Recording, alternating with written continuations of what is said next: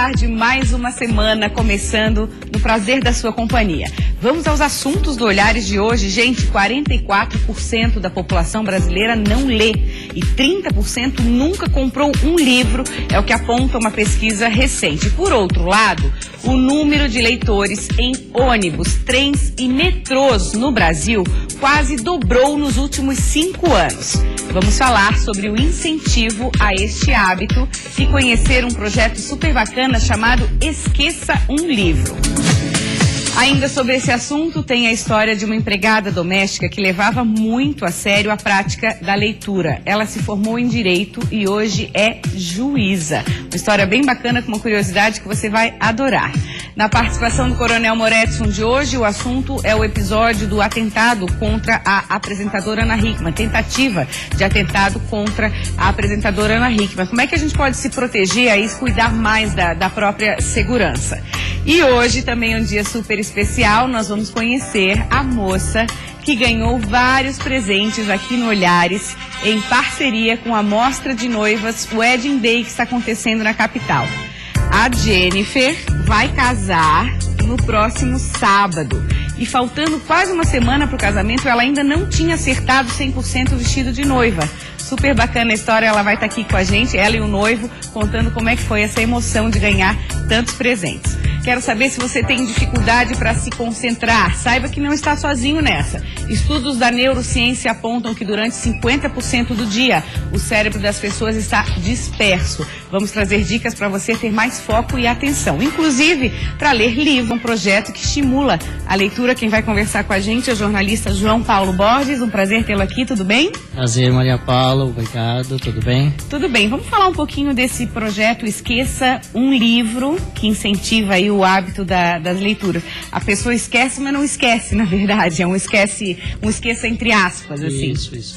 A ideia, eu conheci o projeto no final de 2013 e em transição de ano tem aquelas metas, né? E uma das metas na transição de 2013 para 2014 que eu coloquei para mim era incentivar a leitura. E calhou com o conhecimento desse projeto e eu resolvi aderir e conhecer mais sobre o projeto Esqueça um Livro. Então, eu peguei, tem aqueles livros que você tem na prateleira que estão há tanto tempo, que você já leu, ou que estão lá jogados, eu vou pegar ou selecionar alguns e vou distribuir ou sair aí esquecendo nas ruas de Florianópolis. E foi o que eu fiz no início de 2014, em janeiro, que inclusive tem esse projeto é um projeto que começou nos Estados Unidos, se espalhou pelo mundo inteiro, e em São Paulo o jornalista Felipe Brandão resolveu trazê-lo para o Brasil e começou aqui. Então, eu saí pelas ruas de Florianópolis, primeiramente, no início de 2014, esquecendo 3 livros, e depois peguei gosto, porque é uma experiência interessante. O projeto é o seguinte, você pega um livro que você tem lá e quer compartilhar com alguém que você não conhece, no meu caso, eu escrevi uma mensagem, esqueça um livro, esse livro foi deixado na campanha Esqueça um livro você também. E esqueci, saí pelas ruas, esqueci na frente da catedral, no centro de Florianópolis. E em março, eu gostei tanto que eu resolvi procurar parcerias para ter mais livros, porque eu tinha poucos. Então, procurei livrarias, sebos, e consegui 55 livros na segunda experiência, que foi em março de 2014. Essas pessoas, esses parceiros doaram os livros para você continuar com o projeto? Isso, para eu repercutir o projeto localmente, né? E foi assim, já estou na 3ª participação, 3 vezes em 2014, participei em 2015, daí do Dia Nacional do Esqueça um Livro, que é dia 25 de janeiro. Então tem até um dia nacional para divulgar o projeto. Isso. Ele criou espontaneamente, hoje em dia com as redes sociais, né, isso se propaga de uma forma que não tem mais como. Então, todo ano, na véspera ou no dia do Esqueça um Livro, eu reúno alguns livros e saio por aí esquecendo. Que outros lugares você esquece, você deixa o livro? Olha, todas essas experiências teve, assim, engraçadas, como no terminal rodoviário, lá no Ticem, deixei já em frente peixaria. E não tem situações assim, moço, o senhor deixou seu livro aqui, não tem? Eu tento ser o mais discreto possível, eu pego e saio, aquela pessoa que deixa ali e sai, e depois teve uma das experiências que eu fiquei observando a reação das pessoas. E isso foi assim, deu mais vontade de esquecer, porque eu vi que uma coisa esquecida por mim, até as pessoas estavam, muitas desprezaram, porque essa pressa, né, das pessoas. mas também as que pegavam ficavam com que é isso? Aí quando abriam tinha a mensagem lá. É muito legal essa mensagem explicativa, porque a pessoa, opa, então eu estou sendo, de certa forma, eu estou sendo convidada a participar dessa leitura. E um livro, muitas vezes, que eu não compraria sobre o assunto, que eu não me interessaria numa livraria, cai na minha mão e acabo gostando, não é assim? Justamente. E no site do projeto, Esqueça um Livro, o que é Google aí, ou nas redes sociais está lá, tem, no caso, um marcador que o Felipe fez, que você coloca no livro para já deixar mais claro o que faz parte desse projeto, né? Tá, tem uma reportagem que eu quero chamar sobre essa questão de leitura. Uma pesquisa está mostrando que o número de leitores em ônibus, em trens, em metrôs está 5 vezes maior em relação ao ano passado. As pessoas reclamam que muitas vezes, né, falta tempo para ler livro. Então estão achando essas brechas aí nas viagens de ônibus, metrô e trens para atualizarem a leitura. Vamos ver.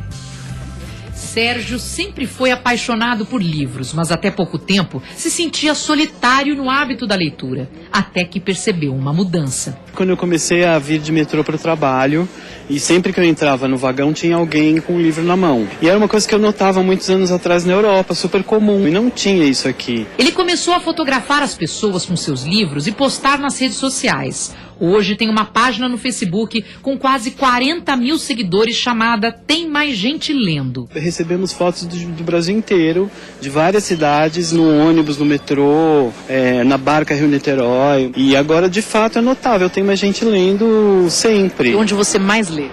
Normalmente no ônibus ou no metrô. Por causa do tempo e você fica concentrado.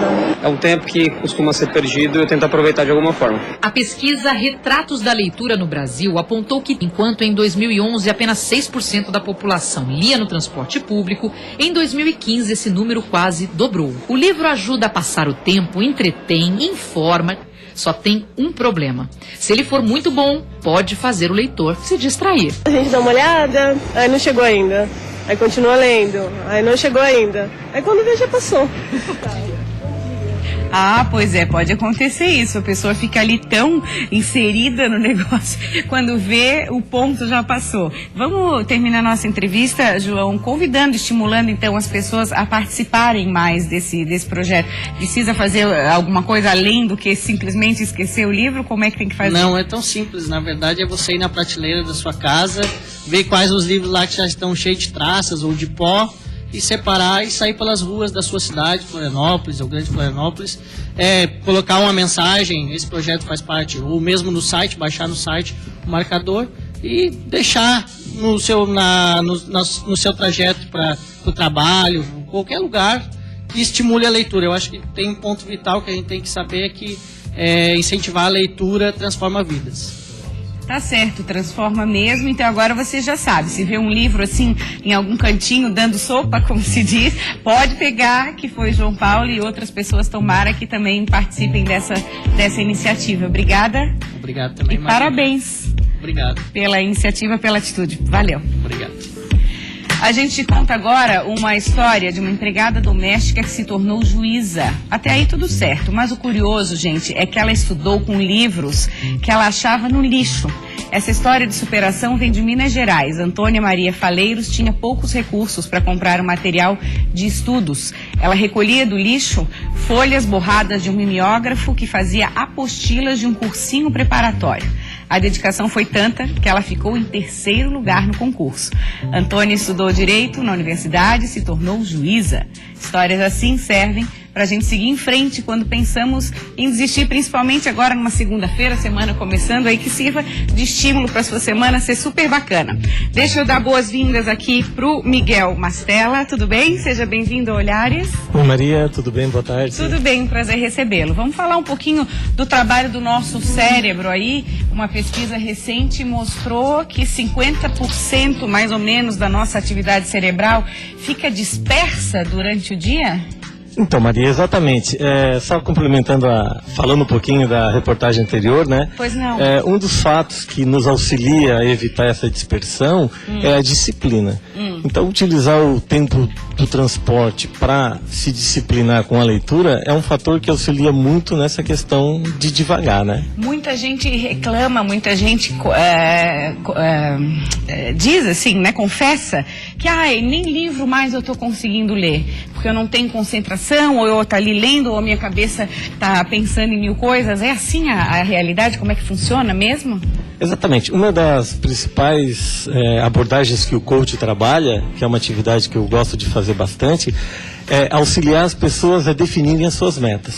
E quando as pessoas não sabem o que querem, ou não sabem onde ir, qualquer coisa que elas façam satisfaz o cérebro. Então essa questão de devagar, de deixar essa ociosidade do cérebro em relação àquilo que a gente precisa fazer, auxilia muito nesse processo. Essa dispersão do cérebro tem a ver com déficit de atenção ou são coisas distintas? São coisas distintas, mas uma contribui para a outra. Tá, e aí como é que eu posso investigar melhor qual é o meu caso? Quais são os sintomas, vamos dizer assim? Essa dificuldade de ler um livro, por exemplo, de concentrar, ou reclamar, chegar no final do dia, eu não consegui fazer nada, não tenho tempo para nada. A gente consegue, quando está se falando de déficit de atenção, muitas vezes, para crianças principalmente, o ideal é que vá numa psicóloga, né, e que façam terapias, enfim. Mas quando a gente fala desse estudo da neurociência, dos 50% da população, é algo muito comum a falta de objetivos durante um dia, né? Não necessariamente déficit de atenção, mas sim déficit de metas, déficit de objetivos, né? Por quê?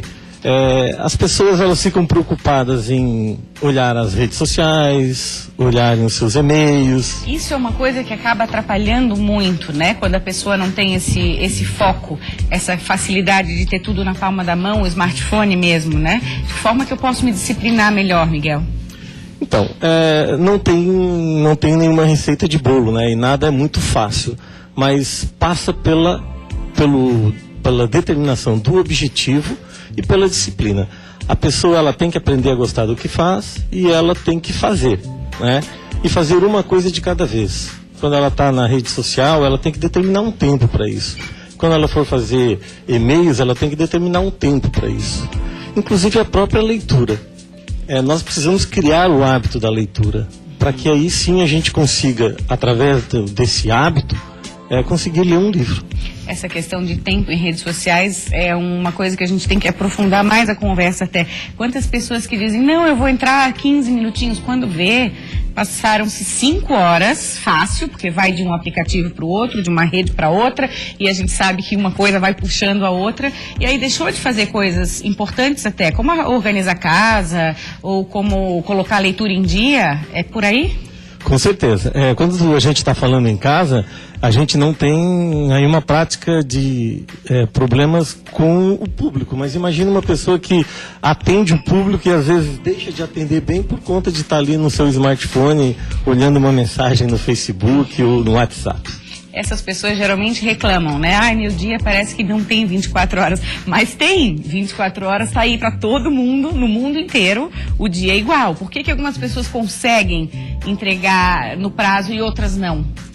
Tá aí uma dica, Maria. As pessoas têm que ser um pouco mais observadoras e prestar um pouco atenção nessas pessoas que conseguem atingir as suas metas. Porque, como você falou, o tempo é igual para todo mundo. Quem administra melhor o tempo, consegue executar mais tarefas, consegue ter mais êxito, consegue às vezes ter mais resultados e até ser mais feliz. E muitas vezes para organizar essas metas, precisa do auxílio de alguém que tem esse olhar mais de fora, que às vezes a pessoa está tão incluída naquela roda viva que a gente chama e não para pensar, né? Exatamente. A maioria das pessoas, quando o fazem ou deixam de fazer, no caso, elas não percebem. Isso acontece ao natural. Essa rotina diária, esse hábito, porque o hábito pode ser uma coisa positiva ou um mau hábito, né? Então isso, quando se torna um hábito, entrar nas redes sociais a todo instante, ou também pode prejudicar muito nessa questão.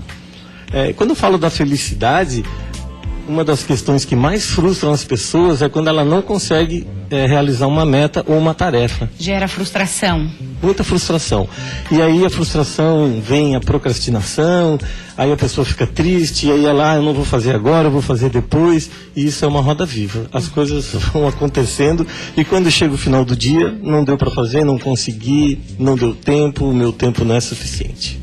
Tá certo, vamos avaliar melhor, né? Legal esse assunto pra gente refletir mais onde é que a gente tá falhando aí no nosso dia a dia. Obrigada e até a próxima. Eu que agradeço e boa tarde para todo mundo.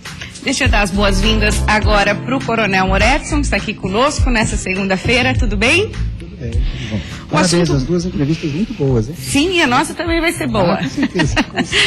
O nosso assunto hoje é bem específico do que foi comentado durante o final de semana, tentativa de atentado à apresentadora Ana Hickman, que tem tudo a ver com segurança, que é a área que você atua, que você faz a consultoria, né? O que a gente podia falar especificamente, o fato de ela ser uma pessoa pública, uma celebridade, ela teria que estar necessariamente com segurança? Na minha opinião, sim, Maria Paula, porque nós não estamos num país seguro, né? O Brasil é um país com uma população carcerária enorme. Pra você ter uma ideia, 1% da população brasileira tem algum tipo de problema de pendência policial. Ou está presa, ou está em vias de ser presa, ou está esperando vaga no sistema prisional. Então essa mesma proporção, ela se aplica em todos os ambientes. A pessoa que tem 1 milhão de seguidores na sua rede social, essa mesma percentagem pode estar presente de pessoas que não são de boa índole. Eu assisti a entrevista do marido da Ana Hickman, ele fala em 17 milhões, aí fica um universo muito grande maior. Que não temos controle sobre ele. Então a primeira dica que eu sei que você vai me perguntar, como faz para aumentar a segurança de uma pessoa assim, uma pessoa pública, que precisa estar em contato com o seu público? A primeira coisa é a gestão da rede social. É ter profissionais que façam a administração disso, não com um olhar de censura, que é até uma palavra que nós não gostamos, mas com um olhar técnico. Será que eu estou passando informação, Maria Paula? Menos é mais, quase sempre. Durante a entrevista, a própria Ana disse que fazia questão de ela cuidar das redes pessoalmente. Exatamente. Aí não é um olhar especializado. Ela tem todo o direito de cuidar do perfil dela, mas com assessoria especializada, e ela dá voz a essa assessoria.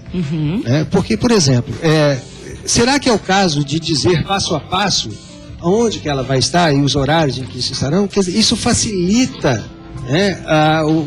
isso faz com que o criminoso ele tenha as informações mínimas para conseguir chegar. E é mais complicado ainda por ser uma pessoa pública, as pessoas acabam descobrindo também. Com certeza, porque hoje compartilha-se muito, né? E outra coisa, já que não tem como evitar a exposição, porque é da natureza da atividade profissional, ela tem que ter as condições de segurança locais, para que isso se faça com condições minimamente seguras. Tem que contratar serviços especializados nos locais que façam essa proteção aproximada. Felizmente, houve aquela pessoa que intercedeu, correu um risco absurdo. Isso eu ia te perguntar, fala-se muito em não reagir, mas diante deste fato, ele teve uma atitude de muita coragem. Ele teve atitude de extrema coragem. Ele percebeu uma brecha, digamos assim. Obviamente, a não reação, ela sempre gera oportunidade de sairmos todos bem daquilo. Mas ele deve ter tido aquele insight que falou, ou é tudo ou nada. Só para estar no local e na hora para a gente tomar uma decisão dessa. Ele correu o risco, os tiros podiam ter sido contra ele. Ele agora vai responder pelo que aconteceu, mas, ao que tudo indica, foi por legítima defesa, né?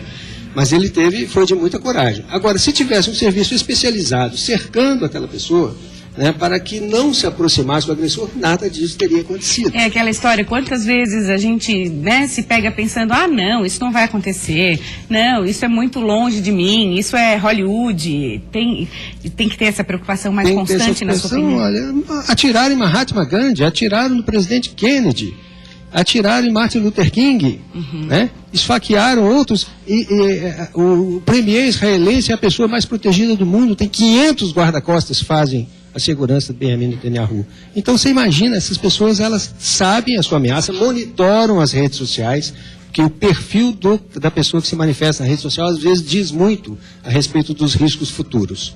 Tá certo, obrigada pela sua participação mais uma vez. Tá bem, até a próxima. Ótima semana, até. Muito obrigado. Deixa eu agora dar as boas-vindas para nossa Jennifer e pro Rafael. Tudo bem?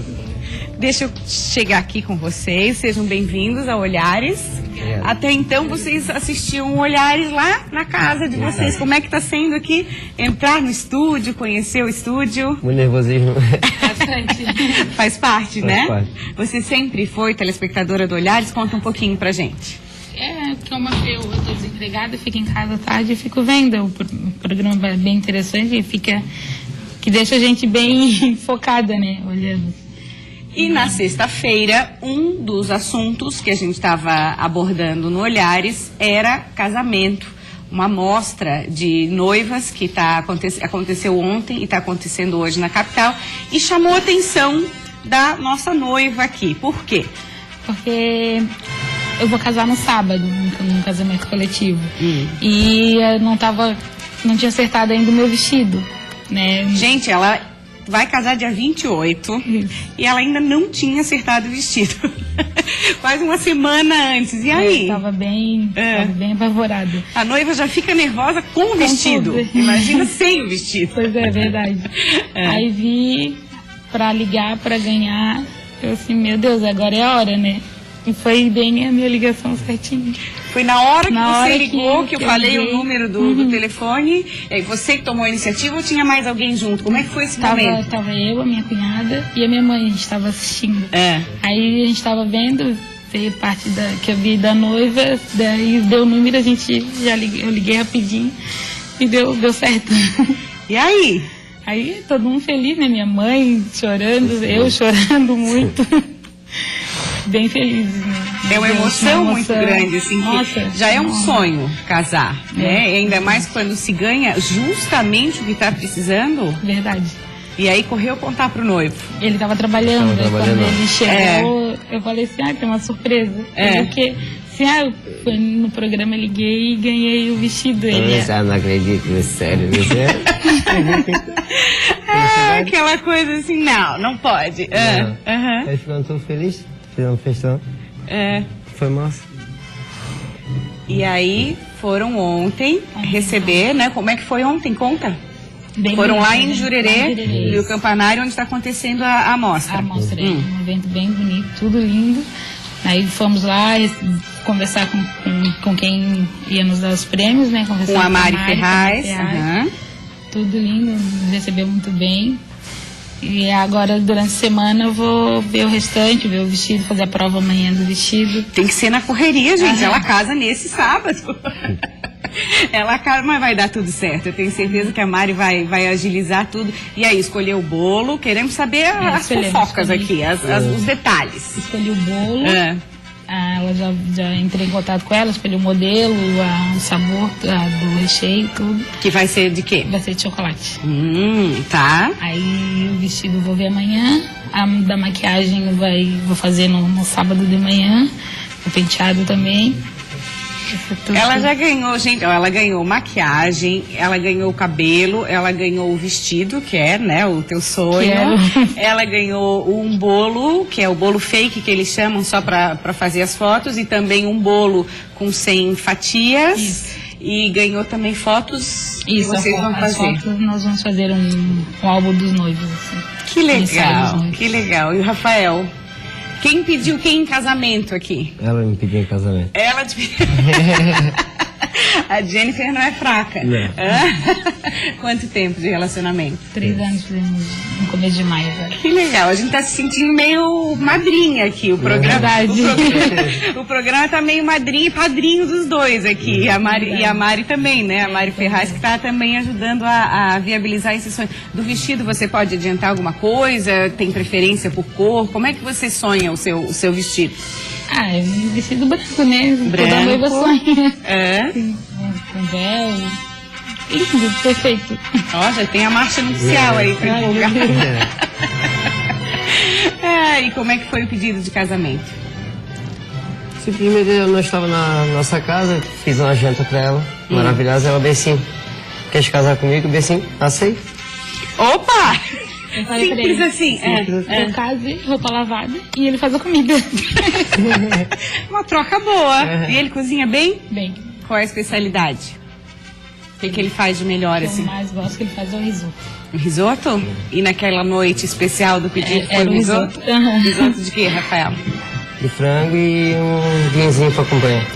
Opa, romântico o negócio. Ele é bem romântico. O vestido ela já tem, quero saber agora da roupa do noivo. Como é que tá os preparativos? O que vai usar? Paletó normal, preto. Já tá bem encaminhadinho já. Já tá encaminhadinho. Já. Então tá, que bacana, eu quero que vocês façam um compromisso aqui comigo de mandar ou um vídeo ou fotos do grande dia, porque a gente faz questão de exibir no programa de segunda-feira. O casamento é sábado, quero um vídeo lá seu, uma foto toda linda, toda produzida, toda pronta, combinado? Combinado. Pra gente poder mostrar o fim dessa história bacana. Só temos a agradecer mesmo. Muito obrigado mesmo. A gente que agradece tua audiência, teu carinho, tua participação, obrigada também. Rafael, que bacana, né, gente? É aquela coisa, é a função do programa mesmo, assim, unir essas pessoas, né? Unir a proposta da Mari, que com a feira está viabilizando aí quantos sonhos, quantos casamentos, e ela veio com os presentes aqui, a gente aceitou, e chegamos na Jennifer e no Rafael para ajudar aí eles a realizarem esse sonho tão bacana. Muito obrigada mais uma vez. Muito amor na vida de vocês e até a próxima. Obrigada. Tá? A feira, gente, a mostra, o Wedding Day, vai até hoje, você ainda pode conferir hoje a partir das 15 horas, das 15 às 22 horas no Rio Campanário Jurerê, tá? Obrigada pela audiência, a gente vai ficando por aqui, vem aí Nader Kalil com o Repórter Band para sua semana começar com muita informação. Obrigada, a gente se vê amanhã.